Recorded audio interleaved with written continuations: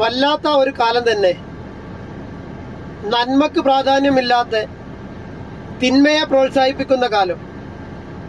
ഞാനിത് പറയുന്നത് കുറച്ച് ദിവസങ്ങൾക്ക് മുമ്പ് മലയാളത്തിൽ 80കളിൽ മരിച്ചുപോയ ഒരു നടന്റെ ജീവിതകാലത്ത് അദ്ദേഹത്തിന് വ്യക്തിപരമായ ഉണ്ടായ പ്രശ്നങ്ങളും അതിനെ ഓവർകം ചെയ്യാൻ വേണ്ടി അദ്ദേഹത്തിന്റെ സഹനടന്മാരോട് സഹായം അഭ്യർത്ഥിച്ചു എന്നും ഇന്ന് ജീവിച്ചിരിക്കുന്ന ഒരു നടൻ പറഞ്ഞപ്പോൾ സോഷ്യൽ മീഡിയ മൊത്തം അദ്ദേഹത്തിന് റിയാക്ട് ചെയ്യുന്ന വീഡിയോയുമായി വന്നു.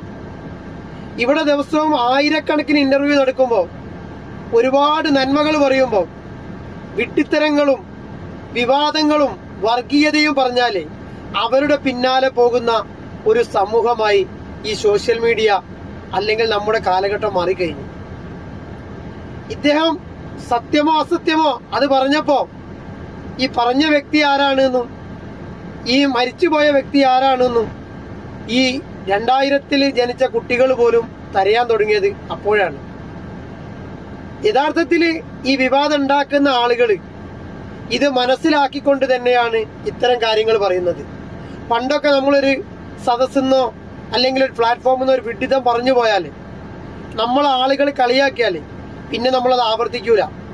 ഇന്ന് വിഡ്ഢിത്തങ്ങൾ പറയാൻ വേണ്ടിയിട്ട് ആളുകൾ വെമ്പൽ കൊള്ളുകയാണ്.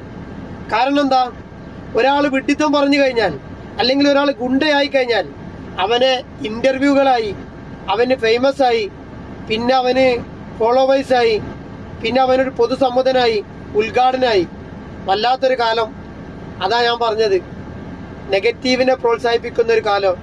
ഈ കാലഘട്ടത്തിൽ നമ്മൾ എങ്ങനെയാണ് നല്ലൊരു സമൂഹത്തെ വാർത്തെടുക്കുക? എൻ്റെ ഒരു ആശങ്കയാണ്. നിങ്ങൾക്കും ആശങ്ക ഉണ്ടെങ്കിൽ നിങ്ങൾക്കും പറയാം.